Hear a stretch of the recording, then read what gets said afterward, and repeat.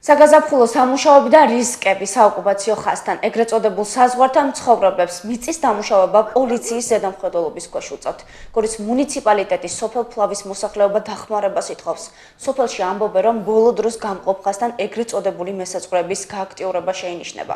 საოკუპაციო ხაზთან მცხოვრებლები საქართველოს მოქალაქეების გახშირებულ დაკავებაზე საუბრობენ და უსაფრთხოების გარანტიებს ითხოვენ. საოკუპაციო ხაზზე ვართ ახლოს, მართალია სტატი მოცილებულები ვართ, მაგრამ მაგერ გადმოდიან მთაზე რუსი ოკუპანტები.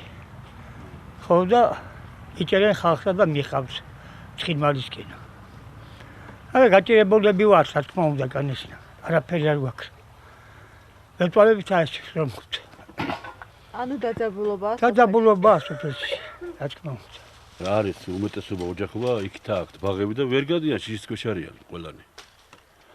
ხოლო მით უმეტეს ახლა სამუშაოები დაიწყო, გაზაფხულია და ჩურჩუმა თუ გადაძლებენ 2 საათი წაიმუშავებენ, მორბიან იცება. ზოგს უმეტესობას ახლა ის არის, მართულ ხლართია, ვერც მიდის იქით. აი ეგეთი მდგომარეობა არის.